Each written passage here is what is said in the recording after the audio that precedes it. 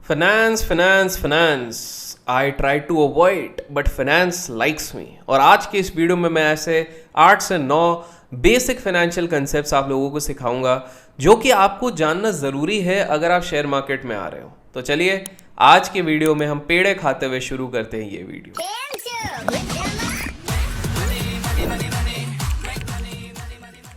सबसे पहला कंसेप्ट जो चाहे आप इन्वेस्टर हो चाहे एक बिजनेसमैन हो जो आपको पता होना चाहिए वो होता है ROI अर्थात रिटर्न ऑन इन्वेस्टमेंट। देखिए एक परफॉर्मेंस मेजर होता है, ये इवेल्युएट करता है कि एफिशिएंसी कितनी आपकी किसी भी इन्वेस्टमेंट की as compare to your other investments. सरल भाषा में कहूँ तो लेट्स से आपने 5 अलग अलग जगहों पे पैसे लगाए हुए हैं, पांचों जगह पे 100 रुपीज़ ईच लगाए हुए हैं। अगर पहले वाले में आपको 20 रुपीज़ बनता है, दूसरे में 30, तीसरे में 40, चौथे में 50 और आखिरी वाले में 5, तो जाहिर सी बात है कि आपका फोर्थ एवेन्यू जो है वो सबसे ज़्यादा प्रॉफिटेबल है, मतलब उसका ROI compare to others better है। ये आपको बताता है कि आपका इन्वेस्टमेंट कितना बेटर है as compare to the cost which you have incurred. इसलिए किसी भी बिजनेसमैन या फिर एक स्टॉक इन्वेस्टर के लिए रिटर्न ऑन इन्वेस्टमेंट सबसे ज़्यादा इंपॉर्टेंट मेट्रिक बन जाता है इन ऑर्डर टू जज एनीथिंग। दूसरा जो होता है उसको हम कहते हैं PE रेशियो। हर जगह बवाल मचा हुआ है शब्द से, प्राइस टू अर्निंग रेशियो। ये एक रेशियो होता है जो आपको बताता है कि आपकी जो कंपनी है जिसमें आपने निवेश किया है उसका मेजर कैसा है as compare to the current share price versus the share price earning. मतलब करंटली आपका जो शेयर प्राइस है वो बहुत ज़्यादा महंगा है या सस्ता है बेस्ड ऑन अर्निंग। जाहिर सी बात है अगर पी रेशियो ज़्यादा होता है इसका मतलब आप महंगा दे रहे हैं। कमेंट्स में ज़रूर बताइएगा कि at present Indian stock market में ऐसे कौन से स्टॉक्स हैं जिनका पी वैल्यूएशन हद से ज़्यादा है और वो कभी ना कभी आपके हिसाब से बुरी तरह से गिर सकते हैं। इसके कारण जो लोग कमेंट्स पढ़ रहे हैं उनको भी हेल्प आउट हो जाएगी। तीसरा जो कंसेप्ट सभी को पता होना चाहिए उसको कहते हैं हम EPS उर्फ अर्निंग पर शेयर। जी हाँ, अर्निंग पर शेयर को अगर टेक्निकली कहा जाए तो ये किसी भी कंपनी का पोर्शन, प्रॉफिट का जो पोर्शन होता है उसके अगेंस्ट, किसी भी आउटस्टैंडिंग शेयर के अगेंस्ट जो अर्निंग को एलोकेट किया जाता है, असाइन किया जाता है, उसको अर्निंग पर शेयर कहते हैं। हिंदी में ही आप समझिए ना, किसी भी एक शेयर पे अर्निंग कितनी होती है। ये क्या बता रहा है? ये बता रहा है कंपनी की प्रॉफिटेबिलिटी के बारे में। तो जाहिर सी बात है जितना अच्छा कंसिस्टेंट हायर EPS होगा उतना अच्छा उस कंपनी के लिए होगा। तो ये एक दूसरा कंसेप्ट जो आपको पता होना चाहिए। नेक्स्ट कंसेप्ट जो आप सभी को पता होना चाहिए उसको कहते हैं हम बैलेंस शीट। जी हाँ, बैलेंस शीट क्या बताती है? बैलेंस शीट ये बताती है कि किसी भी कंपनी के पास कितनी कर्जे हैं, कितने एसेट्स हैं, कितनी लाइबिलिटीज़ हैं और कितना उसके पास शेयर होल्डर की इक्विटी। ये सारी चीज़ें आपको बैलेंस शीट से मिल जाती हैं। जाहिर सी बात है ये कैपिटल स्ट्रक्चर बनाने में और रेट ऑफ रिटर्न निकालने के लिए, इवैल्यूएट करने के लिए कि कंपनी कितने पानी में है बिकॉज ऑफ इट्स कर्जा, ये निकालने में बड़ा हेल्प आउट करती है। ये बताती है कि कंपनी कितना ओ करती है वर्सेस कितना ओन करती है, OWE वर्सेस OWN कितना करती है, इसके बारे में बताती है। देखिए बैलेंस शीट मेरे हिसाब से बहुत ज़्यादा इंपॉर्टेंट हो जाती है, not just for a stock market enthusiast but even for a businessman. तो ये एक नेक्स्ट चीज़ है। और अब बैलेंस शीट को अगर आप समझना चाहते तो इसके ऊपर काफ़ी किताबें, एक शानदार किताब है जिसका नाम है रोमांसिंग द बैलेंस शीट, आप उसको रेफर कर सकते हो।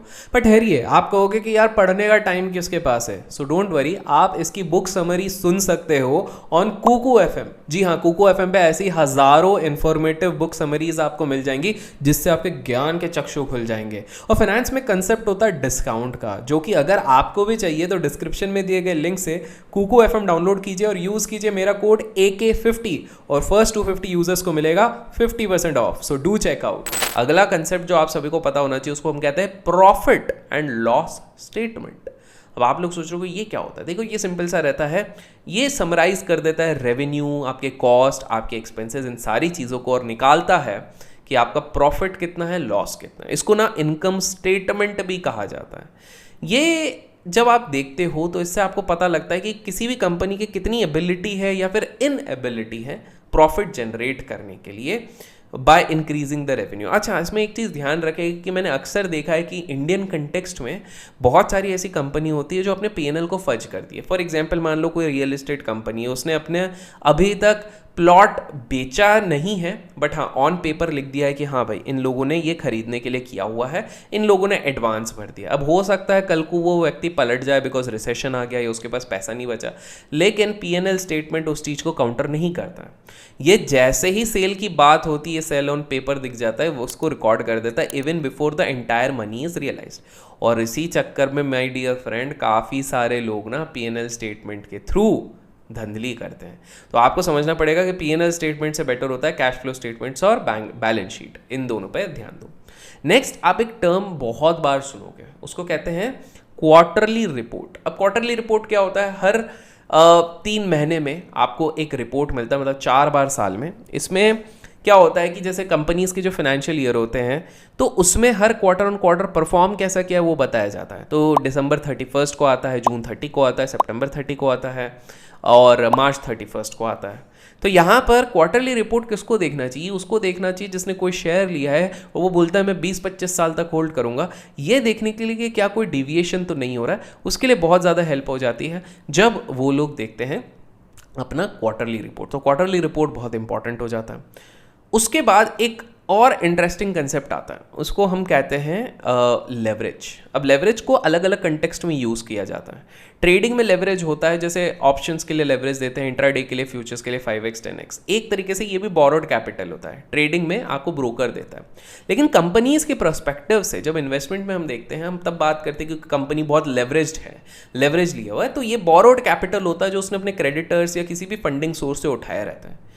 आप में से काफ़ी सारे लोग लेवरेज को हमेशा एक नेगेटिव सेंस से देखते हैं। वेल, नेगेटिव नहीं है, बिकॉज हमारे देश की सबसे बड़ी बड़ी कंपनीज भी लेवरेज पे चलती हैं। जी हाँ, लेवरेज भी एक इन्वेस्टमेंट स्ट्रैटेजी होती है। बोरोड मनी से ऑनगोइंग प्रोजेक्ट्स को सैंक्शन किया जाता है, क्विकली डिलीवरी की जाती है, जिसके चक्कर में प्रॉफिट मार्जिन्स बढ़ते हैं। प्रॉफिट मार्जिन्स के चक्कर में एक इन्वेस्टर को भी फ़ायदा होता है। तो बड़ी बड़ी जो कंपनीज हैं, रिलायंस हो गई हैं, टाटाज हो गई हैं, ये सभी लेती हैं इस सारी चीज़ों को।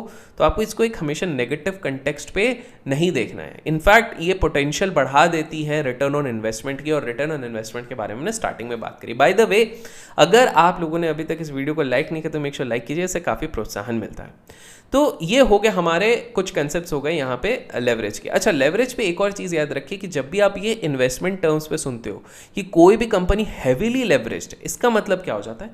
इसका मतलब ये हो जाता है कि उसका जो डेट है या फिर कर्जा है, it is more than the financial assets it owns. मतलब जितने फाइनेंशियल एसेट्स हैं उससे ज़्यादा इसके पास कर्जा है। ऐसे केस में थोड़ा सा आपको सतर्क होना पड़ेगा, बिकॉज हाईली लेवरेज्ड कंपनीज थोड़ी सी ज़्यादा रिस्की हो जाती है। अब जाहिर सी बात है, कुछ कॉर्पोरेट स्ट्रक्चर्स ही ऐसे होते हैं जो हाईली लेवरेज्ड होंगे। फॉर एग्जाम्पल, अगर आप फाइनेंस डोमेन पे जाते हैं, चाहे आप एनबीएफसीज की बात करें, चाहे बैंक्स की बात करें, चाहे आप कोई भी फाइनेंशियल फर्म की बात करें, तो वो तो लेवरेज्ड रहेंगी, वो अलग हो जाता है। लेकिन अगर आप एक जनरल मान लो एफएमसीजी कंपनी को हाईली लेवरेज देख लो, या फिर आप किसी आईटी कंपनी को हाईली लेवरेज देख लो जो कि एक्चुअली में लो कॉस्ट प्रोड्यूसर रहते हैं, तो बहुत ज़्यादा रिस्की हो जाता है। ऐसे कंडीशन में आपको बचना पड़ेगा।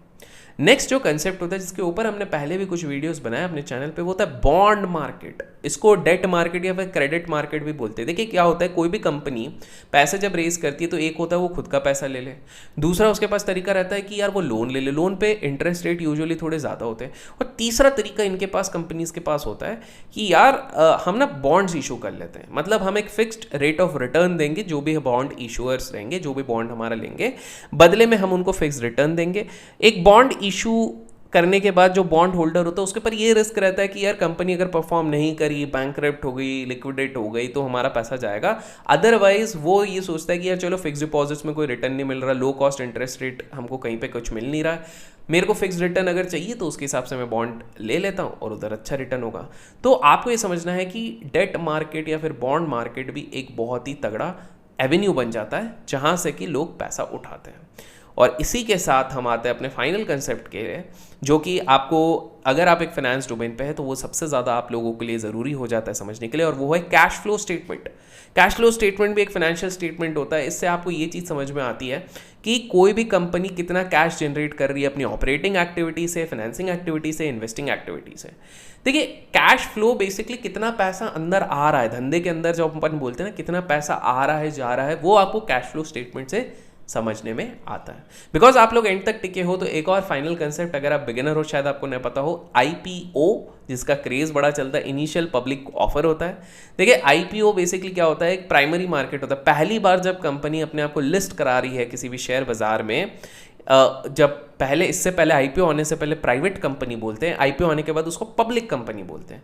तो जब वो पब्लिक में आती है, पब्लिक से रेस करती है पैसा अपने ग्रोथ के लिए, डेवलपमेंट के लिए, और एक बड़ा लीप लेती है अपने ट्रैजेक्टरी में, तब हम IPO उसको बोलते हैं, IPO लेके आते हैं। और सारे IPOs हमेशा अच्छे नहीं होते। हमने IPO रिलेटेड एक बहुत ही बढ़िया एनालिसिस अभी टॉप 10 IPOs के बनाए थे अपने चैनल पे, अभी तक नहीं देखा तो जाके चेकआउट ज़रूर कीजिएगा, आपको ज़रूर पसंद आएगा। तो ये थे कुछ कंसेप्ट्स जो किसी भी बिगिनर या इंटरमीडिएट प्लेयर को पता होना चाहिए। आशा करता हूँ आज के इस वीडियो से कुछ नया सीखा है तो मेक श्योर लाइक और शेयर करना ना भूले।